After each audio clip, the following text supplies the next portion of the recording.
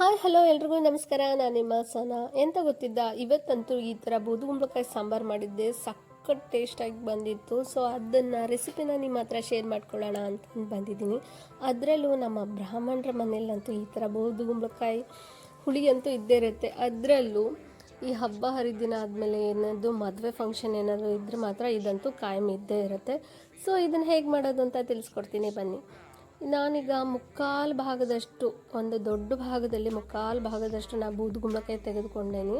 ಅದನ್ನು ಈ ಥರ ಚೆಂದ ಮಾಡಿ ತೆಕ್ಕೋಬೇಕಾಗುತ್ತೆ ಅದ್ರ ಸಿಪ್ಪೆನ. ಹಾಗೆ ಸಿಪ್ಪೆಲೂ ಕೂಡ ಇದನ್ನ ಪಲ್ಯ ಮಾಡ್ತಾರೆ, ಬಟ್ ನಾನಿವತ್ತು ಮಾಡೋಕ್ಕೆ ಹೊರಟಿರೋದು ಹುಳಿ. ಸೊ ಸಿಪ್ಪೆ ಎಲ್ಲ ರಿಮೂವ್ ಮಾಡ್ಕೊಂಡು ಅದ್ರ ಬೀಜ ಎಲ್ಲ ಚೆನ್ನಾಗಿ ಈ ಉಡುಪಿ ಮಂಗಳೂರು, ಅದರಲ್ಲೂ ಉಡುಪಿ ಕೃಷ್ಣ ಮಠದಲ್ಲಾಗಿರ್ಬೋದು, ಈ ಥರ ದೇವಸ್ಥಾನಗಳಲ್ಲೂ ಈ ಥರ ಹುಳಿಯನ್ನು ಸರ್ವೇ ಸಾಮಾನ್ಯ ಅಂತಲೇ ಹೇಳ್ಬೋದು. ಯಾರೆಲ್ಲ ನನ್ನ ಚಾನಲ್ನ ಹೊಸದಾಗಿ ನೋಡ್ತಾ ಇದ್ದೀರಲ್ಲ, ಪ್ಲೀಸ್ ನನ್ನ ಚಾನಲ್ನ ಸಬ್ಸ್ಕ್ರೈಬ್ ಮಾಡ್ಕೊಳ್ಳಿ. ವಿಡಿಯೋ ಇಷ್ಟ ಆದರೆ ಒಂದು ಲೈಕ್, ಶೇರ್, ಕಮೆಂಟ್ ಮಾಡೋದ್ರ ಮೂಲಕ ನಿಮ್ಮ ಅನಿಸಿಕೆನ ತಿಳಿಸ್ಬೋದು.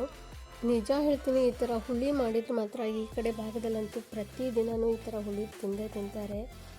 ತುಂಬ ಇಷ್ಟ ಆಗಿರುತ್ತೆ. ಯಾಕಂತ ಅಂದರೆ ಎಲ್ಲ ಸ್ಪೈಸಸ್ಸು ಹಾಕಿ ಆ ಮಸಾಲ ಏನೋ ಆ ಟೇಸ್ಟು ನನಗೆ ಅದು ನಿಮ್ಮ ಹತ್ರ ಶೇರ್ ಮಾಡ್ಕೊತಿರ್ಬೇಕಾದ್ರೆ ಬಾಯಲ್ಲಿ ನೀರು ಬರ್ತಾಯಿದೆ ನೆನೆಸ್ಕೊಂಡ್ರೆ. ಸೊ ಈ ಥರ ಚಿಕ್ಕದಂದರೆ ಅಷ್ಟೆಲ್ಲ ಚಿಕ್ಕದು ಬೇಡ, ಒಂದು ಮೀಡಿಯಮ್ ಸೈಜ್ ಇದ್ದರೆ ಸಾಕು. ನೋಡಿ, ಈ ಗಾತ್ರದಲ್ಲಿ ನಾನು ಇದನ್ನ ಹೋಳನ್ನ ಕಟ್ ಮಾಡ್ಕೋತಾ ಇದ್ದೀನಿ. ನೀವೇನಾದರೂ ಈ ಥರ ಒಂದು ಸಾಂಬಾರು ನಿಮ್ಮ ಮನೇಲಿ ಟ್ರೈ ಮಾಡಿ ನೋಡಿ ಪ್ಲೀಸ್. ಯಾಕಂತಂದರೆ ಪ್ರತಿಯೊಬ್ಬರು ತಿಂತಾರೆ, ತುಂಬ ರುಚಿಯಾಗಿರುತ್ತೆ. 1 ಪ್ಲೇಟ್ ಊಟ ಮಾಡೋದು ಸಹ 2 ಪ್ಲೇಟ್ ಅಷ್ಟು ಊಟ ಖಂಡಿತವಾಗ್ಲೂ ಮಾಡ್ತೀರಾ ನೀವು, ಅಷ್ಟು ಟೇಸ್ಟಿಯಾಗಿರುತ್ತೆ ಈ ಸಾಂಬಾರು. ನಮ್ಮ ಕಡೆ ಅಂತ ಗೊತ್ತಿದ್ದ, ನಾವು ಈ ಥರ ಹೋಳನ್ನ ಜಾಸ್ತಿ ಹಾಕ್ತೀವಿ. ಯಾಕಂದರೆ ನಾವೆಲ್ಲ ಹೋಳು ಪ್ರಿಯರು. ಸೊ ಅದಕ್ಕೋಸ್ಕರ ಹೋಳು ಜಾಸ್ತಿ ಇರಲಿ ಅಂತ ಅಂದು ಒಂದು ಮುಕ್ಕಾಲು ಭಾಗದಷ್ಟು ನಾನು ಬೂದುಗುಂಬಳಕಾಯಿನ ಈ ಥರ ಮೀಡಿಯಮ್ ಸೈಜಲ್ಲೇ ಕಟ್ ಮಾಡ್ಕೊತಾ ಇದ್ದೀನಿ.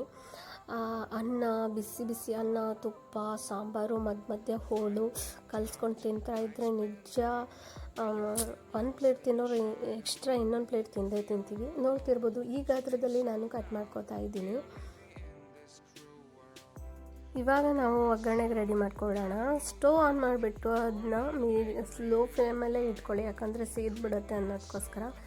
ಇಲ್ಲಿ ಬಳಸ್ತಾ ಇರೋದು ಆಯಿಲು, ಕೊಕೊನಟ್ ಆಯಿಲನ್ನೇ ಬಳಸ್ತಾ ಇದ್ದೀನಿ. ನಮ್ಮ ಕಡೆ ಸೈಡು ಕೊಕೊನಟ್ ಆಯಿಲೇ ಜಾಸ್ತಿ ಯೂಸ್ ಮಾಡೋದು. ಸೊ ನಿಮ್ಮ ಹತ್ರ ಇರಲಿಲ್ಲ ಅಂದರೆ ನೀವು ಡೈಲಿ ಯಾವುದು ಆಯಿಲ್ ಯೂಸ್ ಮಾಡ್ತೀರಾ ಅದನ್ನೇ ಹಾಕ್ಕೋಬೋದು.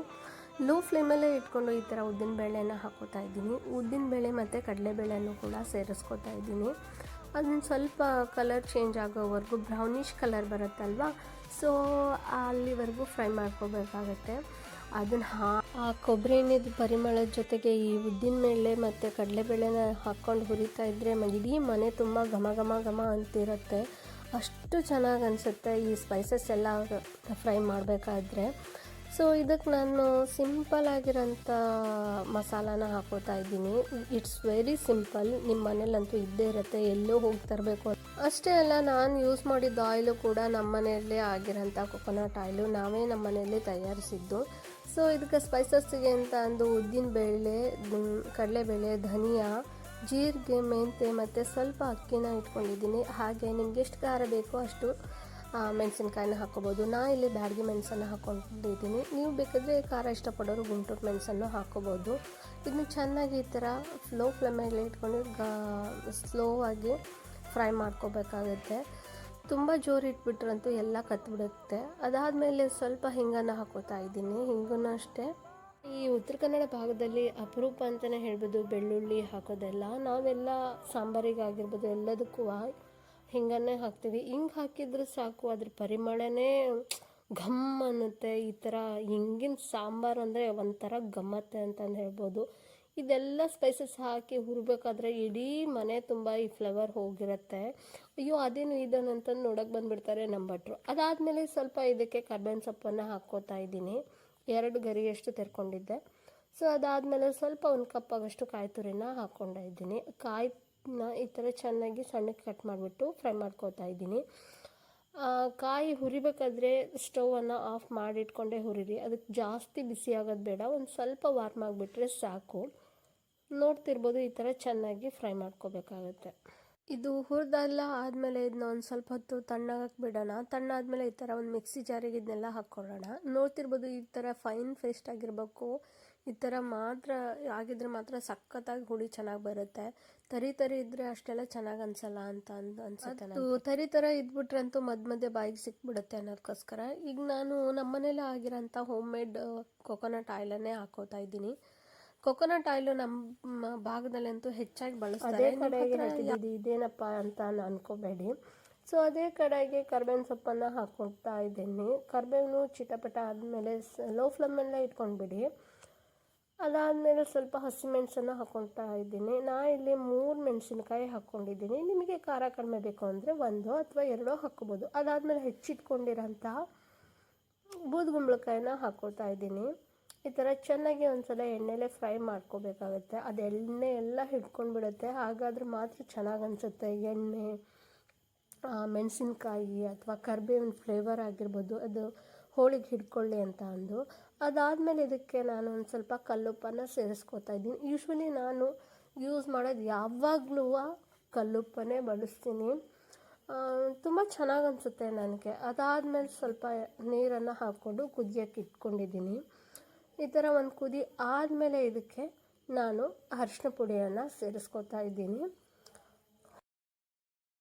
ಹೋಳಿಗೆ ಇವಾಗಲೇ ಉಪ್ಪು ಸೇರಿಸ್ಕೊಂಡು ಅರಿಶಿನ ಪುಡಿ ಸೇರಿಸ್ಕೊಂಡು ಕುದಿಯೋಕೆ ಇಟ್ಟರೆ ಬೆಸ್ಟ್. ಯಾಕಂದರೆ ಅದು ಉಪ್ಪು ಮತ್ತು ಎಣ್ಣೆ ಆಗಿರ್ಬೋದು, ಮೆಣಸಿನ್ಕಾಯಿ ಆಗಿರ್ಬೋದು, ಅದರ ಅಂಶ ಹರಡ್ಕೊಳ್ಳುತ್ತೆ, ಅದ್ರ ಜೊತೆಗೆ ಸ್ಪ್ರೆಡ್ ಆಗುತ್ತೆ, ಹೀರ್ಕೊಳ್ಳುತ್ತೆ ಅನ್ನೋದಕ್ಕೋಸ್ಕರ ಆವಾಗಲೇ ನಾವು ಉಪ್ಪನ್ನು ಸೇರಿಸ್ಕೊಂಡಿದ್ದೀನಿ.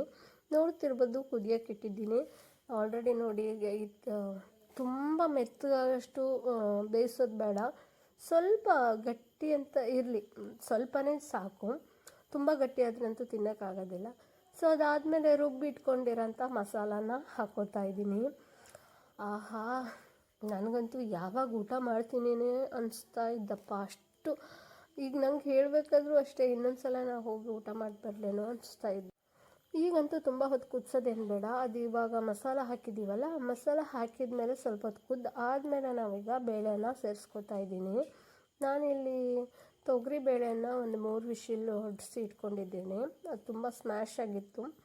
ಸೊ ಇವಾಗ ಕುದೀತಾ ಇದೆ, ನೋಡ್ತಿರ್ಬೋದು. ಆಲ್ರೆಡಿ ಆಗಿದೆ, ಇದು ಆಲ್ಮೋಸ್ಟ್ ಡನ್. ಇವಾಗ ಒಂದು ಚಿಕ್ಕದಾಗಿ ಒಂದು ಒಗ್ಗರಣೆ ಕೊಟ್ಬಿಟ್ರಂತೂ ಮುಗ್ದೇ ಹೋಯಿತು. ಕುದಿಬೇಕಾದ್ರೆ ಅದಕ್ಕೆ ಕೊತ್ತಂಬರಿ ಸೊಪ್ಪನ್ನು ಹಾಕ್ಬಿಟ್ರಂತೂ ಸಖತ್ತು, ಸ್ವರ್ಗಕ್ಕೆ 3 ಗೇಣು ಅಂತಲೇ ಹೇಳ್ಬೋದು ನೋಡಿ. ಈಗ ನಾವೀಗ ಒಗ್ಗರಣೆ ಏನು ಮಾಡೋಣ, ನಾನೀಗ ತುಪ್ಪದಲ್ಲಿ ಒಗ್ಗರಣೆ ಕೊಟ್ಕೊಳ್ತಾ ಇದ್ದೀನಿ. ಸ್ವಲ್ಪ ಸಾಸಿವೆ ಮತ್ತು ಕರ್ಬೇವಿನ ಸೊಪ್ಪು, ಸ್ವಲ್ಪ ಉದ್ದಿನಬೇಳೆ ಹಾಕಿ ಒಗ್ಗರಣೆ ಕೊಟ್ಬಿಟ್ರಂತೂ ಮುಗ್ದೇ ಹೋಯ್ತು. ಆ ಬಿಸಿ ಬಿಸಿ ಇದ್ದಾಗ ತುಪ್ಪದ ಒಗ್ಗರಣೆ ಕೊಟ್ಬಿಟ್ರಂತೂ ಚುರ್ರ ಅಂತಂದು ಸೌಂಡ್ ಬರುತ್ತೆ. ಘಮ ಮಾತ್ರ ಸಖತ್ತಾಗಿರುತ್ತೆ.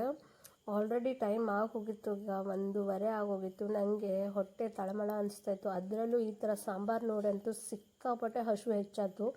ಸ್ವಲ್ಪ ಬಿಸಿ ಬಿಸಿ ಅನ್ನ, ಅದಕ್ಕೊಂಚೂರು ತುಪ್ಪ ಮತ್ತು ಒಂದು ಸ್ವಲ್ಪ ಉಪ್ಪಿನಕಾಯಿ, ಈ ಥರ ಹೋಳಿರೋಂಥ ಸಾಂಬಾರು, ಇದು ಬೂದುಗುಂಬಳಕಾಯಿ ಸಾಂಬಾರು ತಿಂತಾ ಇದ್ದರೆ ಮಾತ್ರ ಆಹಾ ಸಖತ್ತಾಗಿರುತ್ತೆ. 1 ಪ್ಲೇಟ್ ಅಲ್ಲ, 2 ಪ್ಲೇಟ್ ನೀವು ಖಂಡಿತ ತಿಂತೀರಾ.